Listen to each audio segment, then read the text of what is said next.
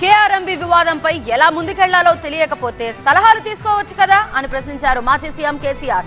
అయితే సలహా తీసుకోవడానికి తాము సిద్ధంగా ఉన్నా ఆయనే రావడం లేదంటున్నారు సీఎం రేవంత్ రెడ్డి. నదుల నీళ్ల మీద నీకు అవగాహన లేదు. నన్ను అడిగినట్టు నేను చెప్పు కదా, అడిగే సంస్కారం ఉంటద్దా, తెలివి ఉంటద్దా? అన్న ఏం దగ్గర ఇట్లా అంటాను, కేఆర్ఎంబీకి అప్పచెప్పమంటారు.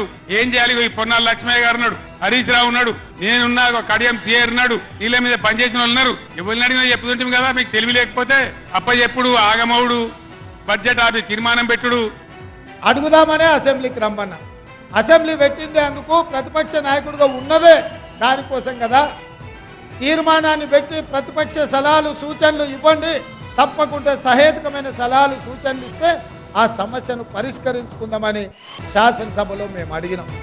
మీరు రాలేదు, పారిపోయింది, పర్వాలేదు, కానీ ఆ భాష, ఆ మాటలు ఎట్లా మాట్లాడుతున్నారో మీరు చూసింది కదా.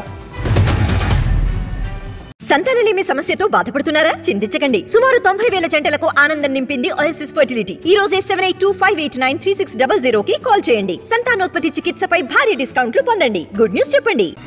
కేఆర్ఎంబీ వివాదంపై ఎలా ముందుకెళ్లాలో తెలియకపోతే సలహాలు తీసుకోవచ్చు కదా అని ప్రశ్నించారు మాజీ సీఎం కేసీఆర్. అయితే సలహా తీసుకోవడానికి తాము సిద్ధంగా ఉన్నా ఆయనే రావడం లేదంటున్నారు సీఎం రేవంత్ రెడ్డి. నదుల నీళ్ల మీద నీకు అవగాహన లేదు. నన్ను అడిగినట్టు నేను చెప్పు కదా, అడిగే సంస్కారం ఉంటద్దా, తెలివి ఉంటద్దా? అన్న ఏం దగ్గర ఇట్లా అంటాను, కేఆర్ఎంబీకి అప్పచెప్పమంటారు. ఏం చేయాలి? ఈ పొన్నాల లక్ష్మయ్య గారు ఉన్నాడు, హరీష్ రావు ఉన్నాడు, నేనున్నా, కడియం సిఆర్ ఉన్నాడు, నీళ్ళ మీద పనిచేసిన వాళ్ళు ఉన్నారు. ఎవరిని అడిగినా చెప్పుతుంటాం కదా. మీకు తెలివి లేకపోతే అప్పచెప్పుడు, ఆగమవుడు, బడ్జెట్ ఆపి తీర్మానం పెట్టుడు. అడుగుదామనే అసెంబ్లీకి రమ్మన్నా. అసెంబ్లీ పెట్టింది అందుకు ప్రతిపక్ష నాయకుడిగా ఉన్నదే దానికోసం కదా. తీర్మానాన్ని పెట్టి ప్రతిపక్ష సలహాలు సూచనలు ఇవ్వండి, తప్పకుండా సహేతుకమైన సలహాలు సూచనలు ఇస్తే ఆ సమస్యను పరిష్కరించుకుందామని శాసనసభలో మేము అడిగినాం.